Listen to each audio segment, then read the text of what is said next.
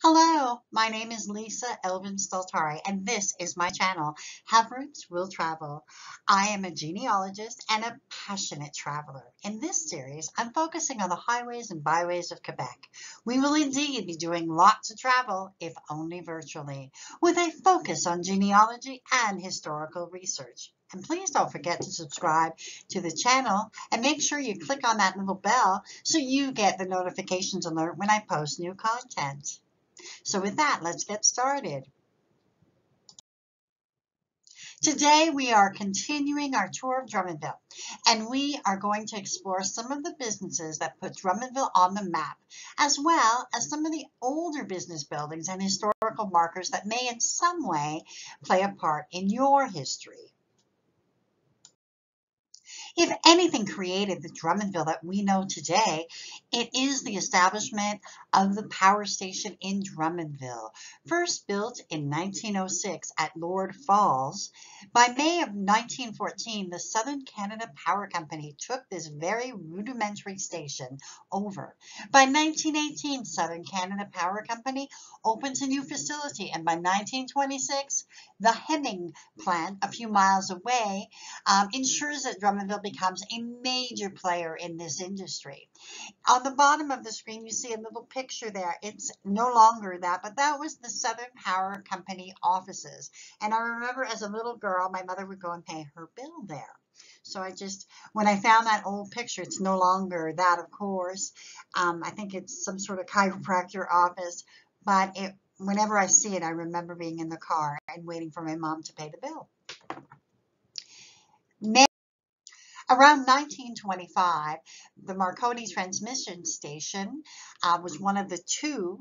Drummondville was one of them that was selected, and also the other was at Yamashish that they chose to open and install a station here in Drummondville. The proximity to Montreal and the low cost of land and availability were probably the reasons these two towns were selected. In 1926, the first radio telegraph between London and Montreal occurred. By 1932, the first radio telephone between London and Montreal occurred. Satellite technology from the 1960s onward meant that the need for these stations began to diminish. By 1975, the station was closed. But it is remarkable that here in little old town of Drummondville, we had a Marconi station. Now, the true industry began when one by one companies came to Drummondville and employment and prosperity followed. The Butterfly Hosiery came in 1919, the Jenkins Canadian Tire Fabrics, 1920, the Dominion Silk Dyeing and Finishing, Louis Roussel, and finally, and most notably, the Canadian Celanese in 1926. From its inception in 1926, Celanese in many ways made Drummondville the economic powerhouse. It dominated the social, economic, and cultural life, particularly in the 1930 to 1970 era. My great-uncle William Elvin, my paternal grandfather's older brother, emigrated from Scotland to the U.S. and then moved to Drummondville and was one of the major players in the founding of the Canadian Celanese in Drummondville. My grandfather, Robert Bob, emigrated in 1927 as a young boy of 20. Lucky for him, his older brother presumably made his entry into Canada easier because he had a job awaiting him. And 25 years later, my father began his time with Celanese through a scholarship provided by Canadian Celanese. At that time, he would go on into management and would stay with Celanese until 1975 when he left to pursue his own business interests. The population of Drummondville exploded between 1920 and 1930, growing from a mere 4,500 to an astonishing 12,000 in a 10-year period.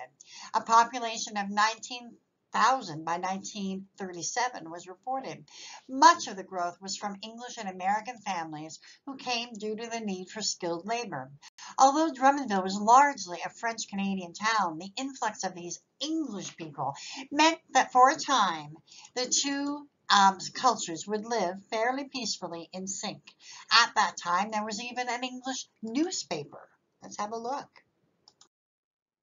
This was called the Drummondville Spokesperson, and it was a truly an amazing newspaper to have. I think it started like in the late 20s, and I cannot stress enough how important um, the Ceylonese was to Drummondville. Eventually, it created an avenue for French Canadians to finally climb the corporate ladder and assume their positions as leaders in the manufacturing world of Drummondville. My father would often say that when he began, he worked largely with men named Smith and Martin and Brown. And at the end, he was working with Chartiers, Lemieux, and Tremblays. So it gives you an idea of how critical Ceylonese played in the development of Drummondville. Now, let's turn our attention to some of the schools that we had in Drummondville. The Bishop of Nicolas, Joseph Simpson Herman Bruno, that's a long name, and Monsieur Napoleon Garceau, president of the Drummondville School Board, requested that the Brothers of Charity open a college in 1906. By 1907, they established a school for boys, and from then in 1909, L'École Garceau was founded. This is it. By 1928, in anticipation of the growth of Drummondville due to the manufacturing and textile industries, fueled the construction of a larger building. By 1938, the school was renamed St. Frederic School. The same religious group founded another college, Collège Saint-Bernard, in 1962, which still exists today as a private boarding and day primary and secondary school. The building still exists as it is used. This building still exists as it's used for the offices for the local school board. Now, what about the girls? Les anciens pensionnaires de Drummondville. The education of young Drummondville girls began in 1875 with the Sisters of the Presentation of Mary. The first building was at the corner of Brock and Marchand. By 1890, they had outgrown their building, and the decision was made to create a new building and almost a new building. John Watts, and if you recall, when we were looking at houses, he was a very prominent lawyer and MP. He gifted the land to the city. The building was almost not completed due to the bankruptcy of the contractor. It seems that even back then there were issues like that. The parish priest, Thomas Quinn, stepped in and paid for the remaining building costs at his own expense. Amazing. He also, in 1894, helped to create the chapel. By 1945, the student population had grown so much that they had to find yet another space. The transfer was made to the Collège Marie de la Présentation, which is today the Marie Rivier School. Let's have a look at the hospital. This is near and dear to my heart because I was born at the Hôpital Sainte-Croix. This is what it always looked like to me, the picture on your right. In my research, though, I discovered there was an older version of this hospital that I had passed by probably thousands of times. In 1910, the Sisters of Charity founded the hospital in Drummondville at the request of the Monseigneur Elphege Gravel. The first hospital was housed in a former hotel, the Hotel Corona, and by 1915, the hospital moved to a former convent building of the Grey Nuns. By 1927, the construction of an actual hospital building was achieved. So we have here, this is actually on the left, on the top left, it's actually some apartments today. And I passed by, I had passed by it, I don't know how many times, thousands, I'm sure. And then this new hospital built in 1927, note the year that this construction of this hospital. Remember, Ceylonese came in 1926. They knew there was going to be an influx. Then by 1943, this building was expanded, but by 1940s, the Canadian Ceylonese instituted a health care plan for their employees. So what do you think that meant? This meant that there would be more of a need for a larger hospital. It was with this intent that they began to construct a new modern hospital of Hôpital Sainte-Croix, which was opened on July 21st, 1949. So it was a fairly new building when I was born in the 60s. Now, these are business locations of the past. And as a young girl, I would, they were not used. Yes, I think this one at the time was the Banque Provinciale du Canada on the left.